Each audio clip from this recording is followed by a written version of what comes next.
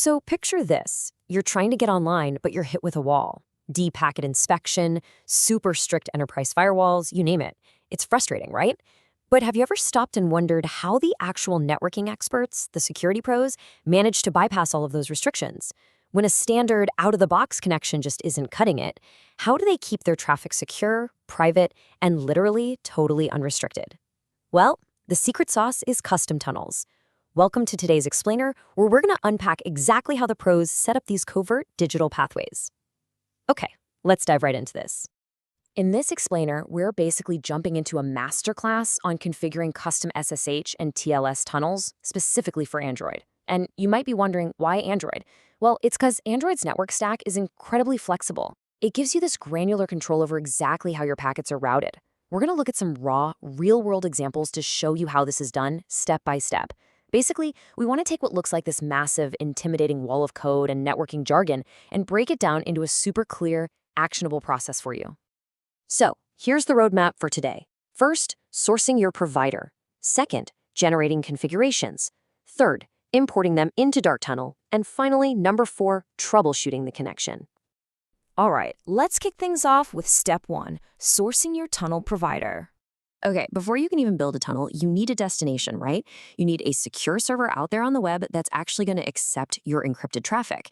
And honestly, this whole process just starts with a simple web search. Pros often use these really specific kind of niche shorthand queries, things like SSHSSL, just to track down specialized tunneling services. Because look, you're not just looking for your average everyday commercial VPN here. You are hunting for raw infrastructure providers, services that give you deep protocol-level customization.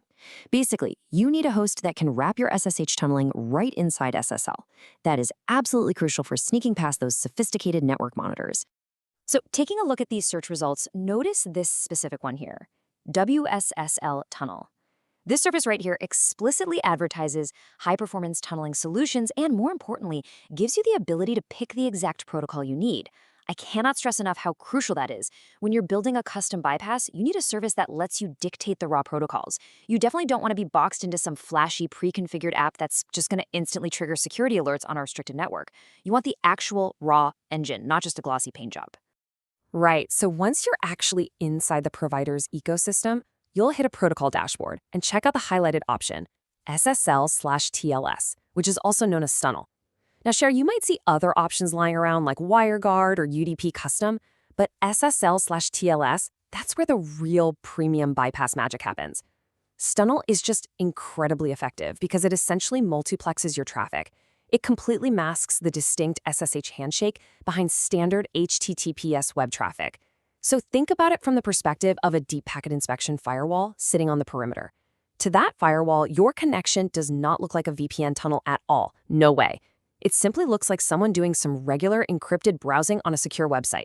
It literally hides your tunnel in plain sight. Now, over on the Secure Tunnel portal, you've got to go through your standard account creation, just setting up a unique username, a password, and proving you're not a bot. But this step secures your private access to these servers.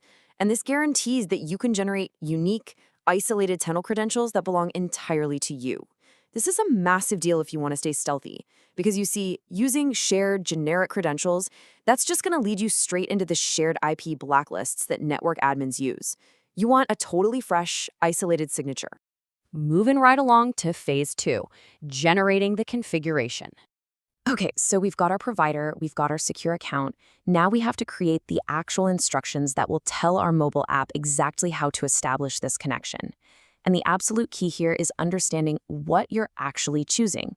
Generally, you're looking at 2 main options: a standard configuration, which gives you your basic routing, versus a TLS configuration, which is all about that encrypted, stealthy routing. And let me tell you, experts overwhelmingly go for the TLS configurations. Why?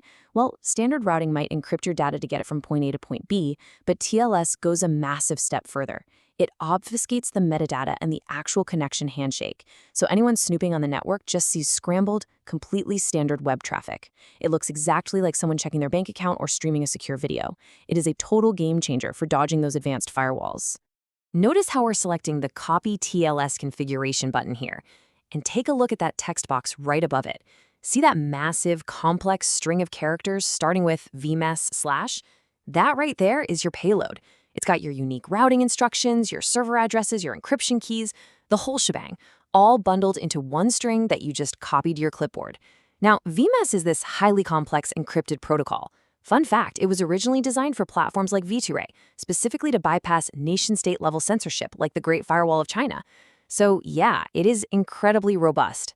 Also, keep an eye on those connection tips right above the config. Things like changing your DNS to 8.8.8.8. Keep those in your back pocket because we are definitely going to need those expert tips later when we talk about connection drops. All right, Phase 3, importing into Dark Tunnel. So our VMess payload is safely on our clipboard. Now we jump from the web browser over to the mobile app.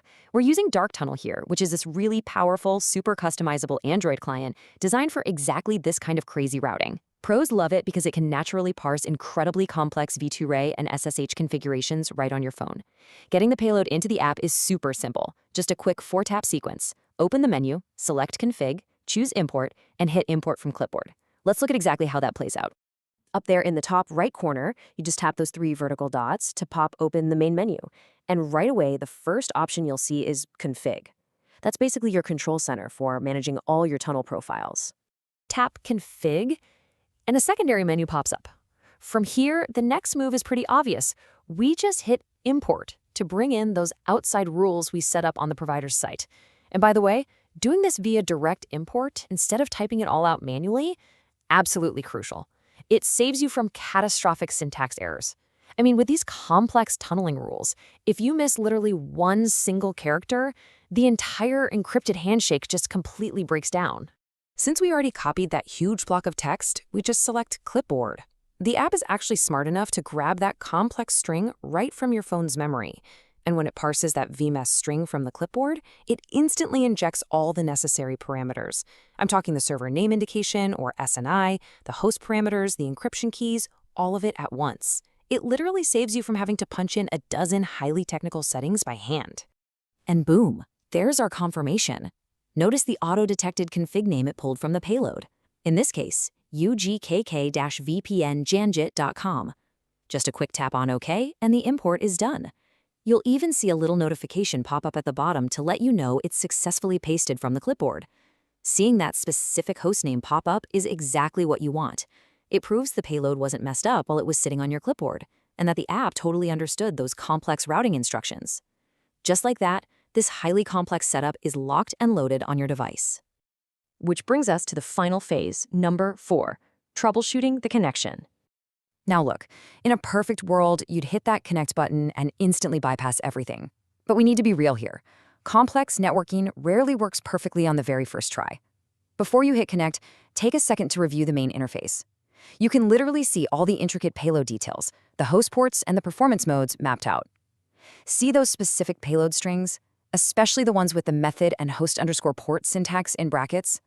That is the exact injection sequence the app is going to execute. It's this dense set of instructions telling your phone how to inject the SSH service. So when you tap that big blue connect button, the app starts blazing through those instructions, and the log at the bottom starts filling up in real time. And here is what a real-world failure looks like in the log. Check out the timestamp. You can see it successfully establishes a connection to the target server on port 8443, but then it just immediately stalls out. It keeps throwing this error, unable to detect internet connection. So, putting on our expert hats for a second to diagnose this, we can deduce that the tunnel is actually reaching the edge of the target server, but the local network is actively dropping the packets. It's trying to bridge the connection, but the local firewall is stepping in and saying, nope. So, what's the fix? Well, this is where we go back to those expert connection tips from the provider's site. First up, check for an incorrect DNS. If you manually switch your DNS to Google's 8.8.8.8 or Cloudflare's 1.1.1.1, that can instantly fix routing stalls because it completely bypasses ISP-level DNS sinkholing. Second, make sure your config payload hasn't expired. A lot of those free or temporary premium tunnels actually expire after a few days to save bandwidth. Third, check for a blocked server port. Remember how our log failed on port 8443? If a super strict network admin has flagged and blocked 8443, you're going to have to generate a new config that targets port 443 instead. Why?